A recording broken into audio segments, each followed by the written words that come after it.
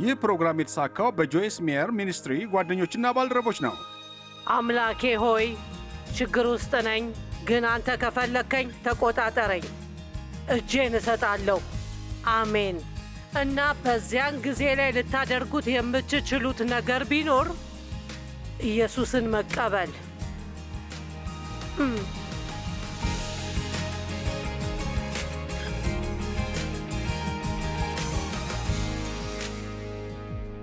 እያወራን ያለነው ስለ ደስታና ስለ መደሰት ጉዳይ ነው። ምናልባት ይሄ የመጀመሪያችሁ ከሆነ ኢየሱስ የመጣው በሕይወታችን ደስታ እንዲኖር እና እንድንደሰት ነው ብሏል። ሁላችሁም በሕይወቴ መደሰት በሉ። በብዛት ወደ ሙላት እስኪትረፈረፍ ድረስ። ስለዚህ ስለ ደስታ ብዙ እንማራለን። የእግዚአብሔር ደስታ የኔ ኃይሌ ነው። ደስታዬን አጥቻለሁ፣ የበለጠ ደስታ እፈልጋለሁ። ግን ዛሬ ጠዋት እንዲህ አልኩ፣ እኛ ደስታ አለን። ኢየሱስ በእኛ ውስጥ ነው እና ኢየሱስ ያለው ነገር እኛም አለን። እሱ በውስጣችን ነው። የመንፈስ ፍሬዎች ሁሉ፣ ብዙ መልካም ነገሮች በእኛ ውስጥ አሉ። ኢየሱስ ሰላሙን ትቶልናል። ስለዚህ ይህ ቀድሞውንም ያለንን ነገሮች ለማግኘት የመሞከር ጉዳይ አይደለም።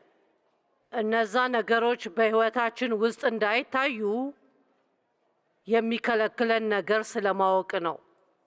እና ስለዚህ ደስታ አለን። ግን ደግሞ እግዚአብሔር በሕይወታችን እንድንደሰት እንደሚፈልግ የዘነጋ ነው ይመስለኛል። በሕይወት መደሰት አሁን እንደዛ ሲባል ግን ሁሌም ድግስ ወይም ሽርሽር ወይም ልዩ ቀን ሊሆን አይችልም። አብዛኛውን ጊዜ ልዩ ነገር የለም። ሰኞ፣ ማክሰኞ፣ ሮብ፣ ሐሙስ፣ አርብ የምናርፍበት ጊዜ ተመስገን። ቅዳሜ፣ እሁድ ግን እንደገና ሰኞ ይመጣል። ለሁላችንም እንደዛ ነው። የተሻለ እንዲሆን አደርጋለሁ። በእያንዳንዱ ቀን ለመደሰት የተቻለኝን አደርጋለሁ። ግን ያንን ለመጀመር በሰባዎቹ ውስጥ እስክትሆኑ ድረስ መጠበቅ የለባችሁም። አሁን ባላችሁበት በማንኛውም ዕድሜ ጀምሩ እና እያንዳንዱን ቀን የምትችሉትን ያህል በደስታ ለማሳለፍ ጣሩ።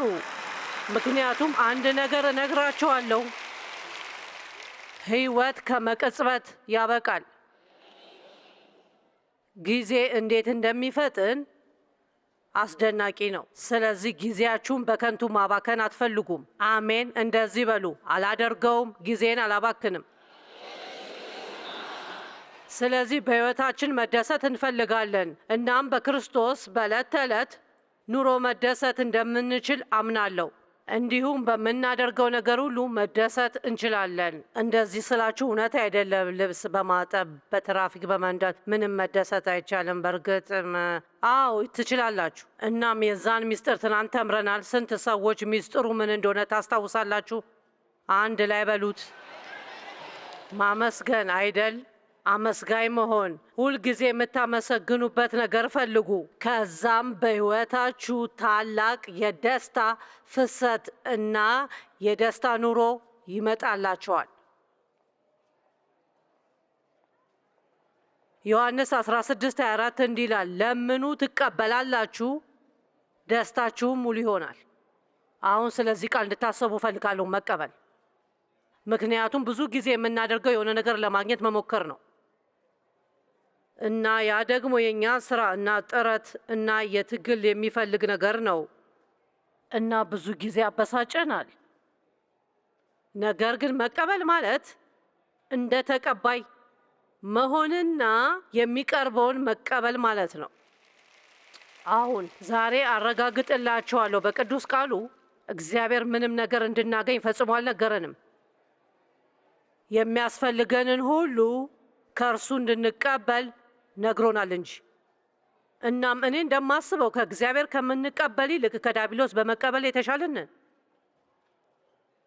መጥፎ ስሜትን እንድትቀበሉ ለዲያብሎስ ብዙ ጊዜ አይፈጅበትም። ውግዘት ለመቀበል ወይም ጥፋተኝነት ወይም ሐዘን ወይም ቅናት ወይም እንደዚህ ያለ ነገር። ግን አንዳንድ ጊዜ ከእግዚአብሔር እንዴት በነፃ እንደምንቀበል አናውቅም። ምክንያቱም እሱ ሊያደርግልን የሚፈልገውን መልካም ነገር ሁሉ የሚገባን ስለማይመስለን ነው። አሜን። ይህ ለእኔ አይገባኝም ወይ ይህ እውን ሊሆን አይችልም፣ እግዚአብሔር ለእኔ ሊያደርግ አይችልም፣ እንደዚህ ሆኜ አይገባኝም። ነገር ግን ከዚህ በኋላ እንወስን። አምላክ የሚናገረውን ማመን ለመጀመር ምክንያቱን ለማወቅ ከመሞከር ይልቅ አምኖ ለመቀበል ብቻ። ይህንን ታሪክ ታስታውሱ ይሆናል። አይነ ስውር ሆኖ ስለተወለደው ልጅ ኢየሱስም ፈወሰው። ፈሪሳውያን በመጡ ጊዜ ልጁ ማየት የተሳነው እንደነበረ ማመን አቅቷቸው ነበር። እናም በጥያቄ አጨናነቁታል አይደል? እሺ እንዴት ተፈወስክ? ምን አደረግ? ማየት የተሳነ እንደነበር እርግጠኛ ነህ? እና ከዚያም ወደ ወላጆቹ ሄዱ። እሺ እሱ የእውነት ማየት አይችልም ነበር?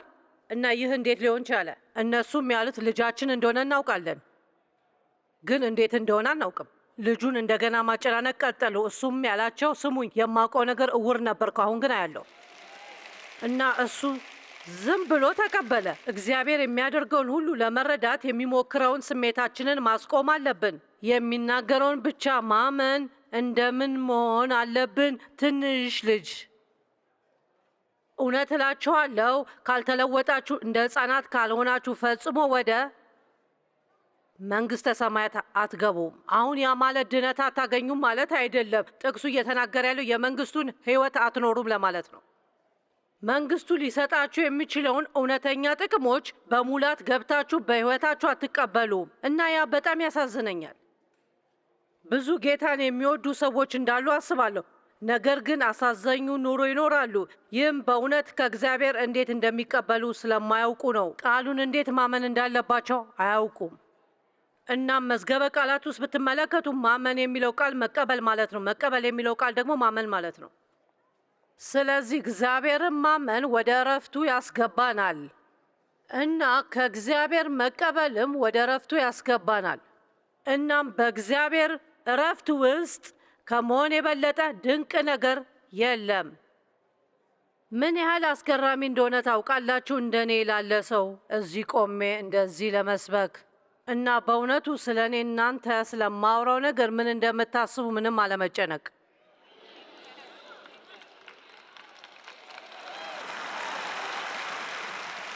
ታዲያ ስጀምር እንደዚህ አልነበረም። ማለቴ እያስተማርኩ ባለሁበት ሰዓት አንድ ሰው ተነስቶ ከወጣ ቀኑ ሙሉ ልቤ ተሰብሮ ይውላል። የማትተማመኑበት ነገር ሲኖራችሁ ብዙ ቦታ እንዲወስዱን እንፈቅድላቸዋለን። አንድ ጊዜ አንድ ሴት እኔ ሳስተምር ነበረች። ምናልባት 5 ደቂቃ እንደሰበኩ ከተቀመጠችበት ተነስታ ወጣች እና ያ እኔን በጣም አሳዘነኝ። ማለቴ ቀኑን በሙሉ አስጨንቆኝ ነበር። ከዛም አንዲት ሴት መታ እንዲህ አለች፣ መስበክ ከጀመርሽ ከ5 ደቂቃ በኋላ መሄድ የነበረባት አንድ ሴት ነበረች። ግን እሷ ወደ ስራ መሄድ እንደነበረባት እንድታውቂ ፈልጋ ነበር። ግን እሷ አንቺን በጣም ስለምትወድሽ 5 ደቂቃ ያህል እንኳን በመቆየቷ በጣም ደስ ብሏታል።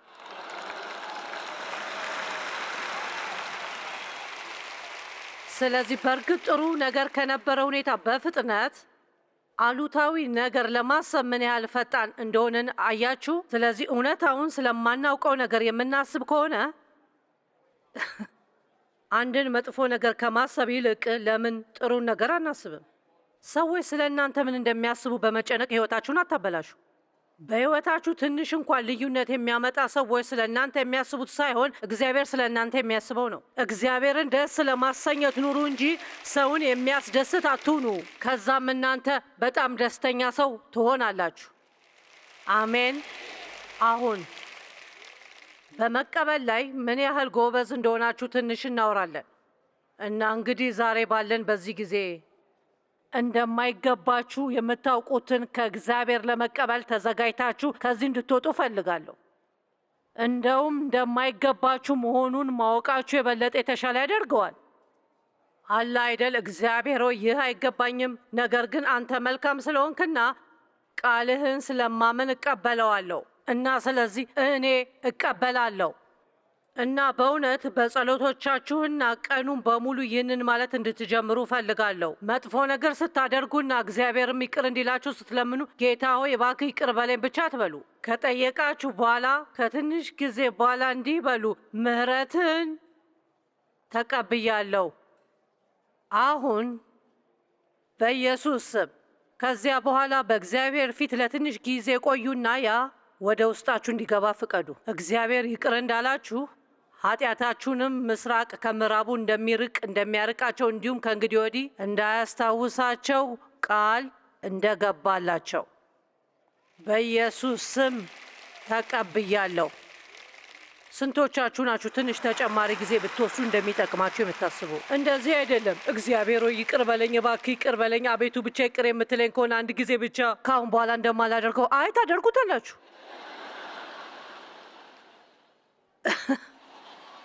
አሉታዊ ለመሆን እየሞከርኩ አይደለም፣ ነገር ግን ለእግዚአብሔር ዳግመኛ እንደማታጠፉ ቃል መግባቱ ምንም ፋይዳ የለውም። ምክንያቱም ታደርጉታላችሁ። እግዚአብሔርን የምትወዱ ከሆነና ልባችሁ ጥሩ ከሆነ እርሱ ይቅር ይላችኋል ደግሞ ደጋግሞ። ግን ምሕረት መጠየቅ ምንም አይጠቅምም። ቆም ብላችሁ ጊዜ በመውሰድ እንዲህ የማትሉ ከሆነ ተቀብያለሁ ከአንተ የእግዚአብሔርን ምሕረት ስለ መቀበልስ አሜን። የእኛ ልጅ ያው በመጪው ታህሳስ ላይ 40ኛ ልደቱን ያከብራል። በጣም እንግዳ የሆነ ስሜት አለው ልጃችሁ 40 ዓመት ነው ሲባል እና ስለ ምሕረት ሳስተምር ስለ እሱ መናገር የምወደው ታሪክ አለ። ምክንያቱም በሉቃስ ምዕራፍ 12 የኢየሱስ ደቀ መዛሙርት እህል ባለበት እርሻ እያለፉ ባለበት ጊዜ እንደተራቡ የሚገልጽ ታሪክ አለ። በሰንበትም ቀን ነበር። ከዛም እነሱ እህሉን አንስተው ይበሉ ጀመር። ከዛም ፈሪሳውያን እንደተለመደው ሃይማኖታዊ ፈሪሳውያን ሁልጊዜ ይመለከታሉ። ሕጋዊ ዲያብሎስ ሁልጊዜ እየተመለከተ ነው። የሆነ ስህተት ስትሰሩ እናም በእርግጠኝነት እንዲህ አሉ፣ እነሆ ደቀ መዛሙርት በሰንበት ቀን መደረግ የሌለበትን ለምንድን ነው የሚያደርጉት? ይህንን ማድረግ የሚፈቀድ አይደለም። ስለዚህም ኢየሱስም ከብሉይ ኪዳን ስላለ አንድ ታሪክ አስታወሳቸው። ሌዋውያን ካህናት በተራቡ ጊዜ ያደረጉትን ከቶ አላነበባችሁምን? ወደ ቤተ መቅደሱም ገብተው ያልተፈቀደውን የተቀደሰ የመስዋዕቱን ኅብስት በሉ። ስለዚህ ሕጉን ጥሷል፣ ነገር ግን ጥፋተኛ አልነበሩም። ያው የእኔ ሕጋዊ አእምሮ ብዙ ጊዜ እንዲህ ይል ነበር፣ እንዴት ነው ሕግ ተጥሶ ከጥፋት ነፃ መሆን የሚቻለው? አልገባኝም ነበር። አያችሁ፣ አንዳንድ ጊዜ ስትጠብቁት የኖራችሁትን ሕግ የሚሻርበት ሁኔታ ሊመጣ ይችላል። አሁን የምለውን ለማብራራት እግዚአብሔር ጥሩ ምሳሌ ሰጠኝ። የእኛ ልጃችን ዳኒ ትንሽ እያለ ስርዓት የሚጠብቅ አይነት ልጅ አልነበረም እና እሱ መስራት እንዳለበት መጫወት ብቻ ሳይሆን መስራትም ለማስተማር እየሞከርን ነበር። እናም የቤት ውስጥ ስራዎችም ዝርዝር ነበረው። ውሻውን ማብላት፣ ይህን ማድረግ፣ ያን ማድረግ አለ አይደል? ከባድ አልነበረም። ነገር ግን በየዕለቱ ሊሰራቸው የሚገቡ የቤት ውስጥ ስራዎች ዝርዝር ነበረው እና እያንዳንዱን ስራ ሰርቶ ሲጨርስ ትንሽ ራይት እናደርጋለን። በቂ ራይት ሲያገኝ ኮከብ ያገኛል። ከዚያም ሽልማት ይሰጠዋል። እሱን ለማበረታታት እየሞከርን ነበር። ደስ የሚለው እግዚአብሔር ከእኛ ጋር እንደዚህ አይደለም የሚሰራው። ከእሱ ጋር ራይት ወይም ኮከብ የማግኘት ስርዓት አይደለም ያልነው። ምክንያቱም እግዚአብሔር የሚሰጣችሁ በሰራችሁት አይደለም። የማይገባችሁ መሆኑን እያወቃችሁ በእምነት እንቀበለዋለን። ይገባኛል ብላችሁ ካሰባችሁ አይገባኝም ብላችሁ የምታስቡ ብትሆኑ ኖሮ ከሚገጥማችሁ የበለጠ ችግር ውስጥ ትሆናላችሁ። ታውቃላችሁ፣ ምክንያቱም እርዳታውን የሚያገኘው ትሁት እንጂ ኩሩ አይደለም። አምላክ ትሁቱን ከፍ ያደርገዋል፣ ትዕቢተኞችንና አመፀኞች ግን ያዋርዳል። እናም እነዚህን ጥቅሶች ለመረዳት እየሞከርኩ ባለሁበት ጊዜ እግዚአብሔር ይህ ምሳሌ ወደ አእምሮዬ አመጣው። እንዲህ ይላል፣ የምፈልገው ምሕረትን እንጂ መስዋዕትን አይደለም። እንግዲህ እግዚአብሔር የሚለው እናንተ በችግር ውስጥ ስትሆኑ ምሕረትን አደርግላችኋለሁ፣ ከዚያም የበደላችሁትን ለማካካስ በመሞከር መስዋዕት ብታደርጉ መርጣለሁ። እንግዲህ ያደረግኩት ነገር በሕይወቴ ባለመደሰት መስዋዕት ከፈልኩ። ምክንያቱም በሕይወቴ ለመደሰት የማይገባኝ መስሎኝ ነበር። እናም ዛሬ ጧት እጅ በማውጣት አይተናል ምን ያህል ሰዎች በእውነት ሕይወታቸውን በደስታ እየኖሩ እንዳልሆነ። የዚህ ምክንያት እነሱ በደስታ የተሞላ ሕይወት ለእኔ አይገባኝም ብለው የማሰብ ችግር ስላለባቸው ብቻ ነው። እና በጣም ብዙ የወጡ እጆች ነበሩ። እና ብዙ ጊዜ እንደዚህ አይነት ችግሮች ያጋጥሙናል። እናም አንድ ሰው በግልጽ ካላወጣው በስተቀር ችግራችን መሆኑን እንኳን አናውቅም። አሜን። እናም እግዚአብሔር ይህ ምሳሌ ወደ እኔ ያመጣልኝና እንዲህ አለ። አሁን ዳኒ ውጭ ሲጫወት እና አንድ የሰፈር ረባሽ ነበር ሁልጊዜ ዳኒን የሚያስቸግረው እና አንዳንድ ጊዜ ረባሹ ኳሱን ከወሰደ ወደ ፍሳሽ ማስወገጃው ወይም የሆነ ቦታ ይወረውርበታል። የቤታችን አሰራር በሮች ያሉት ዋና በር ነበርና ሁልጊዜ ክፍት እንደሆነ እንተዋዋለን እና ወደ ጋራዥ በር ለመሄድ በኩሽና በኩል ማለፍ አለባቸውና ከዚያ አጠገብ ደግሞ የሳሎን ክፍሉ ነበር እና አብዛኛውን ጊዜ ዴቭ እቤት ከሆነ እና ሳር እያስተካከለ ካልሆነ ወይም በሌላ ነገር ላይ እየሰራ ካልሆነ እዛ ይቀመጥ ነበር። በዛ የሳሎን ቤት ውስጥ ምናልባት የእግር ኳስ ጨዋታ እያየ ወይም ሌላ ነገር እያደረገ እና ስለዚህ እነዛን ጊዜያት አስታወስኩ። ዳኒ ከዚያ ከመድረሱ በፊት ልትሰሙ ትችላላችሁ። አባዬ! ያንን ጩኸት ሲሰማ ዴቭ ከሶፋ ላይ በፍጥነት ይነሳ ነበር። አስደናቂ ይሆናል። ከዛ በበር ይወጣል። ምንድን ነው ችግሩ? እና ያው እንግዲህ ዴቭ ያንን በር በርግዶ ይወጣና እሱን ይረዳዋል። እግዚአብሔር ስታለቅሱ ሲሰማችሁ ገባችሁ? በዛን ጊዜ ተው ዴቭ ትንሽ ቆይ፣ የዳኒን የቤት ስራዎች ዝርዝር ልይ አላልኩትም? ስራውን እንደሰራ እና ሁሉንም ዝርዝሮች ላይ ራይት እንዳደረግን ማረጋገጥ እፈልጋለሁ። ካልሆነ ግን ምንም ማድረግ አንችልም።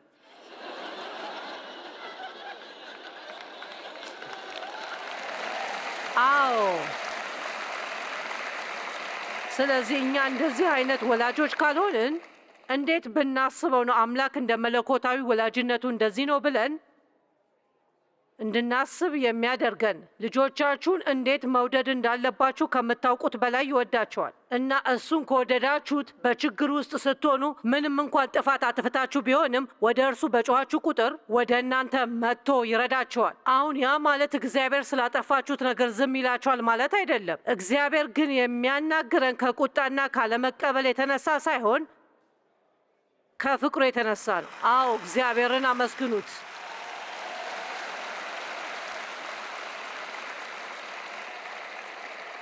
ዛሬ እንድትረዱት የምፈልገው ነጥብ ይሄ ነው። ከእግዚአብሔር ጋር ባላችሁ ግንኙነት በጣም ጥብቅ መሆን አቁሙ።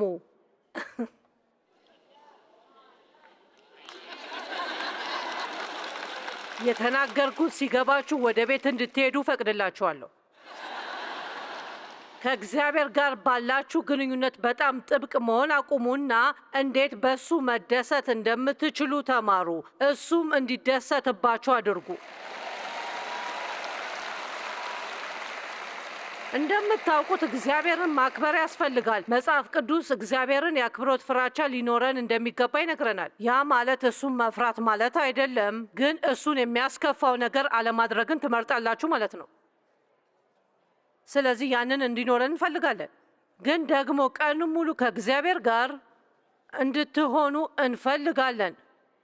ከእሱ ጋር ጊዜ ማሳለፍ፣ ሁልጊዜ ከእናንተ ጋር ለመሆን የገባውን ቃል እውነተኛ ተስፋ መሆኑን ማወቅ እና በዛም መደሰት።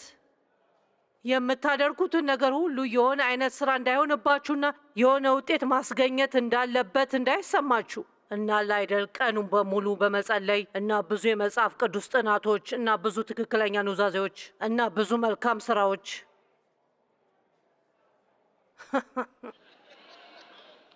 እንደማስበው ማናችሁም እነዚህ ችግሮች የሉባችሁም አይደል? ዝም ብዬ ትንፋሽን እየጨረስኩ ነው። አንድ ነገር ልንገራችሁ። ጥፋት ስታጠፉ እግዚአብሔር ስንት ኮከቦች እንዳላችሁ አይቶ አይደለም እናንተን ለመርዳት ወይም ላለመርዳት የሚወስነው። የእግዚአብሔርን እርዳታ በምትፈልጉበት በማንኛውም ጊዜ ወደ እርሱ ትጮኻላችሁ፣ እርሱም ይረዳችኋል። በያዕቆብ መልእክት እንዲህ ይላል፣ ከእናንተም ማንም ጥበብ ቢጎድለው ሳይነቅፍና በልግስና ለሁሉም የሚሰጠውን እግዚአብሔርን ይለምን፣ ለእርሱም ይሰጠዋል። በሌላ አነጋገር ራሳችሁን ችግር ውስጥ ታስገባላችሁ፣ ነገር ግን ወደ እግዚአብሔር ብትጮኹ አጥፍታችሁ ቢሆንም እንኳን መውጣት እንደምትችል ለማወቅ ጥበብ ይሰጣቸዋል እና ይህን በማድረግ እንኳን አይቆጭም።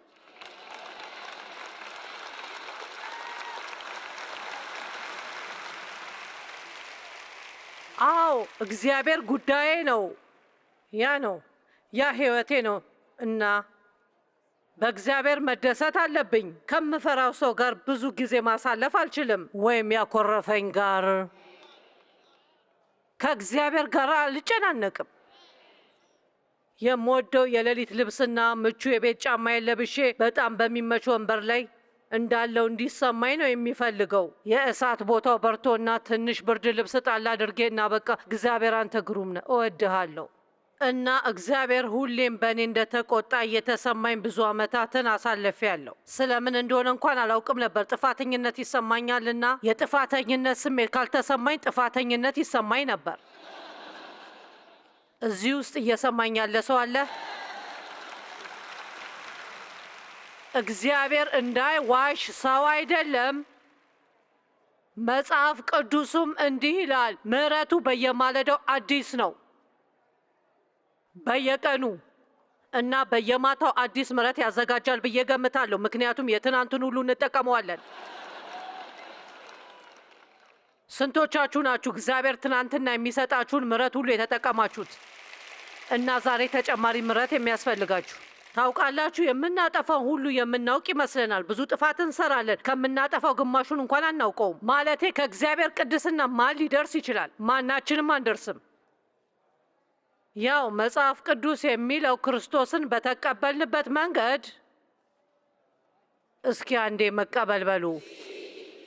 ሕይወታችሁን መምራት ያለባችሁ ክርስቶስን በተቀበላችሁበት በተመሳሳይ መንገድ ነው። አሁን ክርስቶስን ስትቀበሉ ምን አይነት የሕይወት ሁኔታ ላይ ነበራችሁ? በራሳችሁ ምንም ማድረግ አትችሉም ነበር። በስራችሁ ተስፋ ቆርጣችሁ ነበር። መልካም የመሆንን ችሎታችሁ ደክሞ ነበር፣ ወይም በመልካም ስራዎቻችሁ ምንም ነገር ማግኘት አለመቻል እና በቃ በዛ ሰዓት እንዲህ አላችሁ፣ አምላኬ ሆይ ችግር ውስጥ ነኝ፣ ግን አንተ ከፈለከኝ ተቆጣጠረኝ፣ እጄን እሰጣለሁ። አሜን። በዚያ ጊዜ ላይ ልታደርጉት የምትችሉት ነገር ቢኖር ኢየሱስን መቀበል።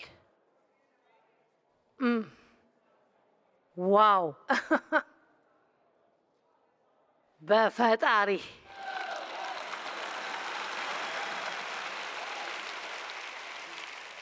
ምን አይነት የህይወት ለውጥ ነው!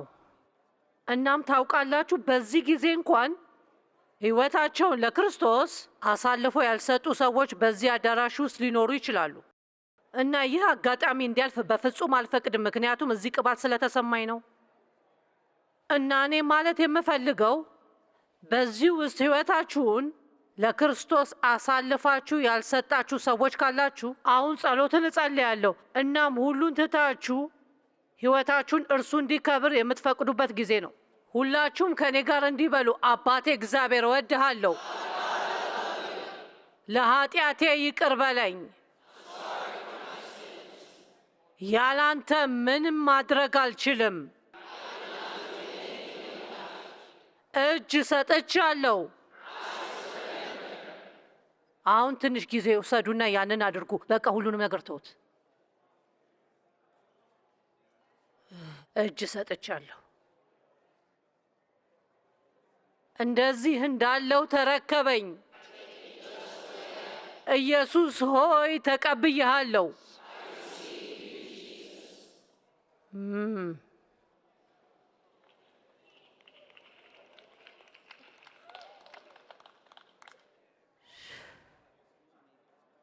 አሁን ስለዛ በደንብ አስቡ። ኢየሱስ ሆይ ተቀብዬሃለሁ። አንተ የሆንከውን ሁሉ ተቀብያለሁ እና እኔ የሆንኩትን ሁሉ እና እኔ ያልሆንኩትን ሁሉ ለአንተ ሰጠውህ። አሁን እንደሆን እንደምትፈልገው ሰው እንደሆን እርዳኝ። እንደ ዳንኩ አምናለሁ። እንደገና ተወልጃለሁ። ይቅርታ ተደርጎልኛል። ወደ ገነት እየሄድኩ ነው። እናም በጉዞውም ደስተኛ ሆናለሁ። እሺ፣ ሁላችሁም ለእግዚአብሔር ትልቅ ምስጋናን ስጡ። ዋው! ሃሌሉያ! እንግዲህ አስታውሱ፣ የሌለንን አሳልፈን መስጠት እንደማንችል የእግዚአብሔርን ምሕረት፣ ይቅርታ እንዴት እንደምንቀበል መማራችን አስፈላጊ ነው። ከዛ ለሌሎች ለሚያስፈልጋቸው ሰዎች መስጠት እንችላለን። ጥሩ ተቀባይ ጥሩ ሰጪ ይሆናል እና ይሄ ነው ሕይወታችንን በየቀኑ አስደሳች እንዲሆን የሚያደርገው።